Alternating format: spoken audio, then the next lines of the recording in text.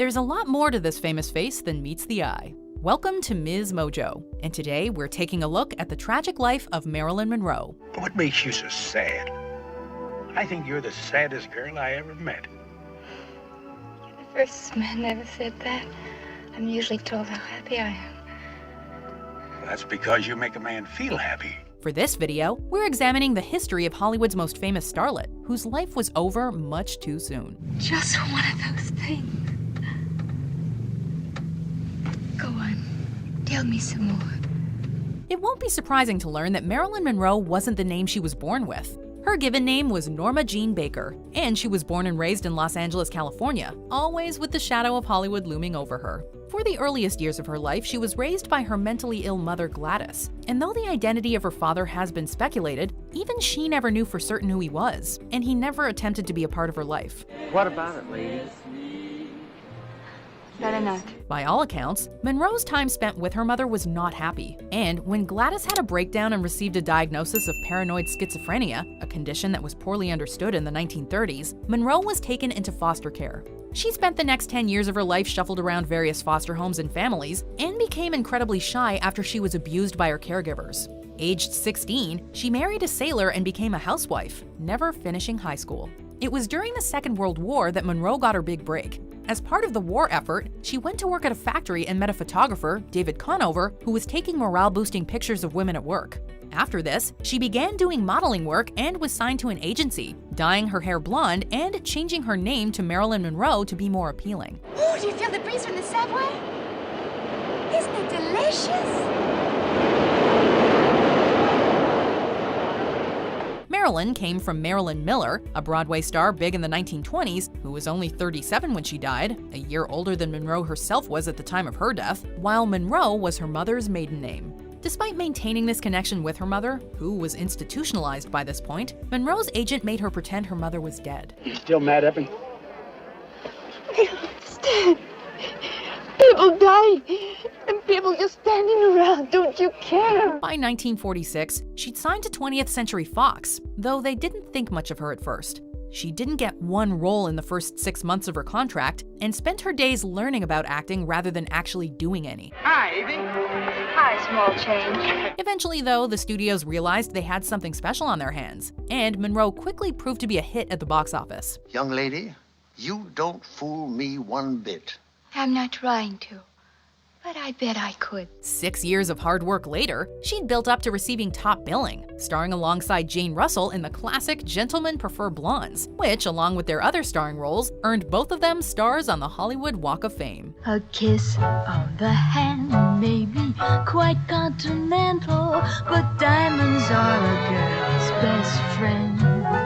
However, Monroe was famously typecast as a dumb blonde, and the studios had such strict control over her public image that people began to believe she was like that in real life. Did you see this fellow I'm with? I saw him. What's he look like? Very nice for a one-eyed man. Is that all he's got? In actual fact, Monroe was very intelligent. She had a large library, held her own against the studios, and tried to shed the dumb blonde image near the end of her life by fighting for more dramatic roles and doing serious interviews. She was also friends with renowned jazz singer Ella Fitzgerald, helping her book shows at the Glitzy Mocambo Club in West Hollywood when the owner initially refused. Fitzgerald said that Monroe was, quote, ahead of her time, and didn't even know it. Despite achieving fame in the early 50s, she was already suffering psychologically at this point, and her acting mentor Lee Strasberg encouraged her to attend psychotherapy. Well, cheer up. I will. I just hate to fight with anybody. When you win, you lose.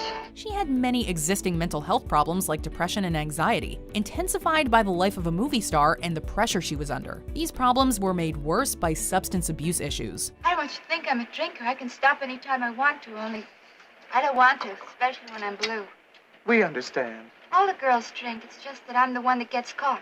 Story of my life. She was married numerous times, including to big names like baseball icon Joe DiMaggio and famed playwright Arthur Miller. And though she purportedly maintained a friendship with DiMaggio until the end of her life, all her marriages ended prematurely. She also suffered from endometriosis, a physical condition that causes uterine tissue to grow outside of the uterus and on other parts of the female reproductive organs. Endometriosis is incredibly painful, and it led to every pregnancy she ever conceived ending in a miscarriage.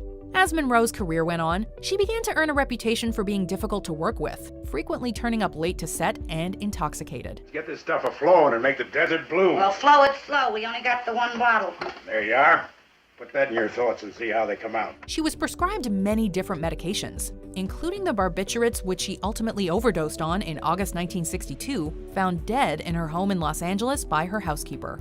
But even in death, Monroe hasn't known peace, as conspiracies have swirled around whether she died accidentally, committed suicide, or was even murdered. Men grow cold as girls grow old, and we all lose our charms in the end. From being used in Andy Warhol artwork and beyond, Monroe has remained one of the most famous and recognizable people in history, and a legend of cinema, despite her messy life. Her reputation and legacy are finally beginning to escape the dumb blonde cliché Hollywood so successfully manufactured, even if her image remains a profitable commodity. You know, of course, that diamonds are a girl's best friend. And this is our proof of it.